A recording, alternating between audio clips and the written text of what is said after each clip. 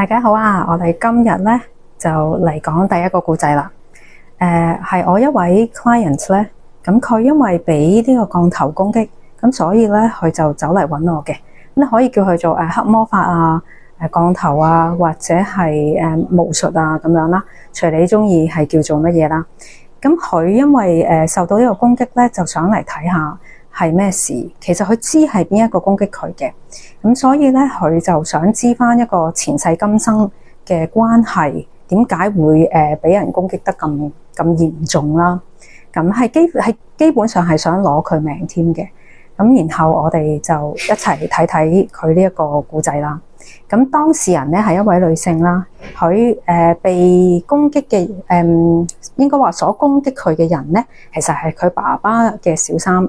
咁佢爸爸嗰個小三又點解會有咁大怨恨，要去用降頭去攻擊呢個當事人咧？咁我哋其實就係有關佢嘅前世嘅。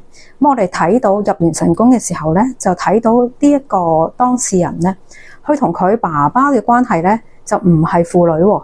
喺前世咧，其實佢哋係夫婦喎。咁佢仲要係嗰啲年代係可以一夫多妻嗰啲年代嚟嘅，而當事人咧就係可以話係叫做大婆啦，咁係正妻啦。而而家嘅呢位佢爸爸嘅小三咧，喺呢一個前世咧就係純粹一個情人咁樣，連妾都唔係嘅，只係佢爸爸嘅嗰陣時嘅情人啦。咁佢爸爸咧就娶咗我當事人啦喺呢個前世，而呢一個情人之咗咧就好嬲嘅，就好憎我呢個當事人嘅。咁啊，因為咧呢個女士佢就一直都認為自己先至係應該坐正嗰個位啦，亦都認為佢先至係老婆啦，所有嘅地位啊、家庭啊、錢啊、錢財啊，就應該係屬於佢嘅，就唔應該屬於我當事人嘅。所以喺前世裏邊咧，呢一個女人已經係好憎我當事人噶啦。咁然後去翻今世啦，今世呢一個女人就做咗我當事人爸爸嘅小三喎。咁其實咧已經反映咗一樣嘢咧，就係當你係前世做咗呢一個行為，而你冇後悔冇悔過，咁仲要係覺得所有嘢係好應該嘅話，咁嗰個因果嘅報應咧，就係你世世都會喺呢一個關係裏邊咧萬劫不復嘅，係無限輪迴嘅。佢前世係純粹做人哋嘅情人啦，咁今世咧亦都係做呢個小三啦。其實可以話俾大家聽，如果佢脫離唔到呢啲關係嘅話咧，佢下世咧會再輪迴咧，都係做呢一啲嘅嘢嘅。咁但係因為佢有落降頭嘅呢一樣嘢啦，其實嗰個罪業係好大。咁下世佢會唔會做到人咧？就可能未必啦。咁或者到佢有機會再做人嘅時候咧，就只可以又係做人哋嘅小三。咁點解會咁樣咧？咁其實因為係當佢喺度搶緊人哋嘅嘢，或者係佢心有不忿，因為佢覺得所有嘢係應該係佢嘅。咁但係其實事實係唔係佢嘅，個緣分根本就唔喺嗰度嘅時候，其實所有嘢都唔係屬於呢個女士嘅。但係佢堅信咧係佢自己嘅，咁所以佢心生呢一個怨恨。其實咁樣就已經係一個罪業啦，因為佢係想得到一啲唔屬於佢嘅嘢，想搶人哋嘅嘢。咁呢個罪業其實就已經係令佢自己生活好唔愉快，婚姻唔會開心，唔會健康。咁亦都令到佢輪迴之後咧，今世咧都係做翻同樣嘅角色喎。其實係好可憐嘅，所以希望咧即係大家咧明白，唔好以為真係有陣時啊，我愛情大過天啊，我愛佢啊，係你愛佢嘅，咁但係就要明白到之後嗰個因果報應會係點咯。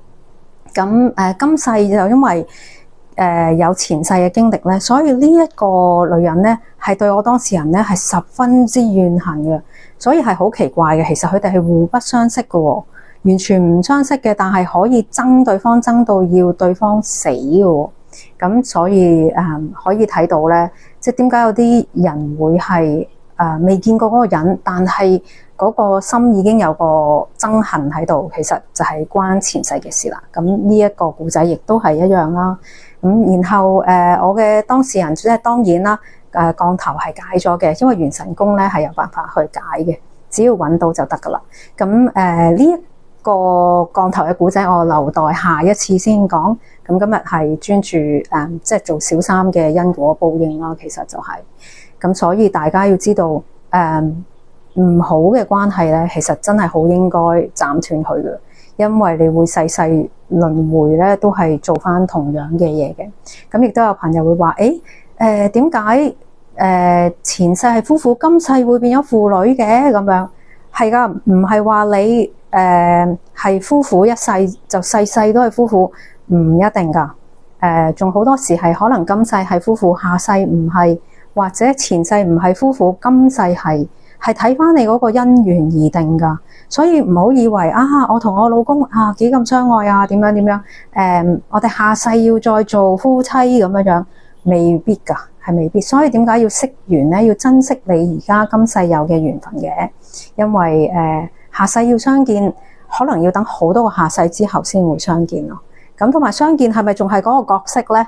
就未必噶啦。今日我分享到呢度，希望大家明白到做小三咧，其實嗰個報應係不斷無限 loop， 不斷循環。